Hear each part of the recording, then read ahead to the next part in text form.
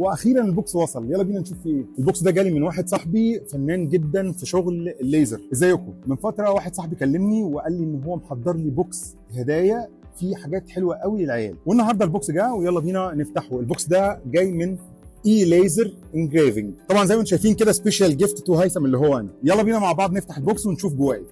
واضح ان البوكس نفسه حكايه. بصوا كده. طيب اول حاجه جوه البوكس شغل بالخشب والليزر، حفر زي ما انتم شايفين كده. طبعا دي صورتي انا والعيله الصغيره بتاعتي، اسرتي الصغيره، بيستخدم الليزر مع الخشب ويعمل الشغل العبقري ده. طيب دي هخليها للاخر خالص عشان دي مفاجاه. ايجيبت والاهرامات الثلاثه، هو مفرغ هنا بالخشب وكمان البلاستيك.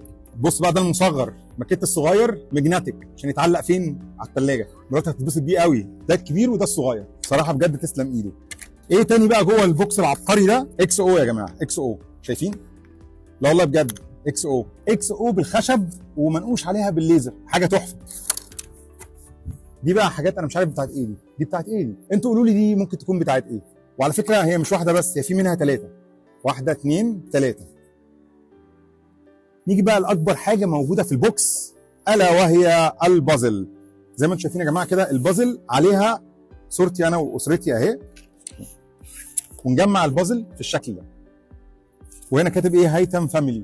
بجد تسلم ايدك، بجد شغل جميل جدا وعالي جدا. بس تعالوا بقى نشوف اخر حاجه موجوده عندنا في البوكس اللي انا سايبها لحد الاخر، والمفاجاه الاخيره اللي انا سايبها لاخر الفيديو اللي هي عبقريه بجد مش هزار. يلا جاهزين يا جماعه؟ 1 2 3.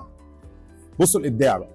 اول حاجه ده خشب تحت عادي، ده اكليريك، ودي ورقه شجر حقيقيه، ورقه شجر حقيقيه متفرغه بالليزر. تحفه بجد، بجد تحفه، بجد تسلم ايديك بجد على الشغل الجميل ده.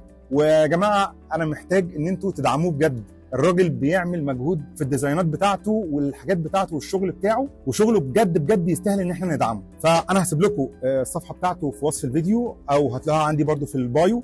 وبس كده، ما تنسوش اللايك والشير، وما تنسوش تدعموا الراجل ده، وشكرا ليك. سلام.